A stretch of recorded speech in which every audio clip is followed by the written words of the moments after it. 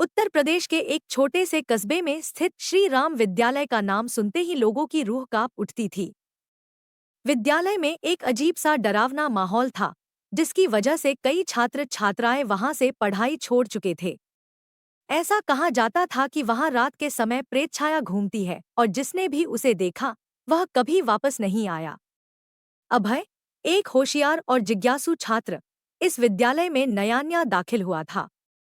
उसे इन कहानियों पर विश्वास नहीं था और वह इस रहस्य को सुलझाने का निर्णय लेता है। अभय ने अपने दोस्तों रीना, अर्जुन और सिम्मी को अपने साथ मिलाया और उन्हें इस विद्यालय के पीछे छिपे रहस्य का पता लगाने के लिए राजी किया। सभी ने मिलकर योजना बनाई कि वे रात को विद्यालय में जाकर जांच पड़ताल करेंगे। रात के समय, जब पूरा कस्बा सो रहा था, वे चारों विद्यालय में प्रवेश कर गए। विद्यालय का पुराना भवन अंधेरे में और भी भयानक लग रहा था।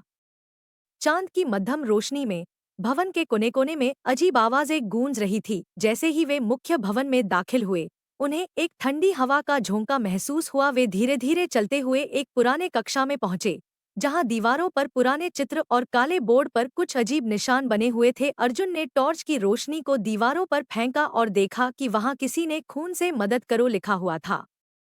यह देखकर सभी का दिल दहल उठा। अचानक रीना ने देखा कि कक्षा के कोने में एक साया खड़ा है। उसने सबको बताया और सभी उस दिशा में देखने लगे।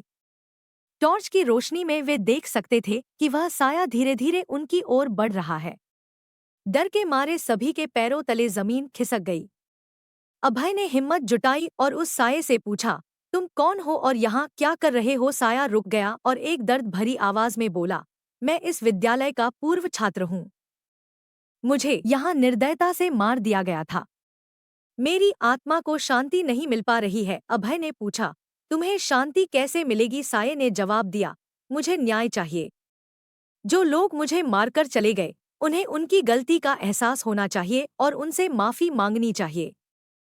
तभी मेरी आत्मा को शांति मिलेगी। अभय और उसके दोस्तों ने यह जिम्मेदारी उठाई और गांव के बुजुर्गों से मिलकर पूरी कहानी बताई। गांव के बुजुर्गों ने पहले तो उनकी बातों पर विश्वास नहीं किया, लेकिन जब अभय ने उन्हें कक्षा में खून से लिखी बातें दिखाईं, तो वे हिल गए।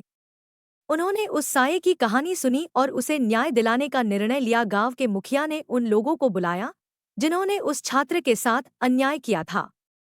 उन लोगों ने अपनी गलती मानी और साये से माफी मांगी। यह माफी प्रार्थना के रूप में की गई और जैसे ही यह प्रार्थना समाप्त हुई, विद्यालय का भूतिया माहौल समाप्त हो गया। साये ने सबको धन्यवाद दिया और शांति से विदा ली। अभय और उसके दोस्तों की बहादुरी और सत्य की खोज ने गांव के लोगों को यह सिखाया कि अन्याय के खिलाफ खड़े होना और सत्य को उजागर करना कितना महत्वपूर्ण है। इस घटना के बाद विद्यालय में फिर से शिक्षा का माहौल बन गया और बच्चों ने बिना किसी डर के पढ़ाई शुरू की।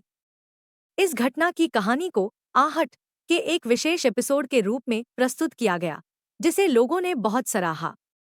अभय और उसके दोस्तों की हिम्मत और साहस की यह कहानी सभी के लिए प्रेरणा का स्रोत बन गई।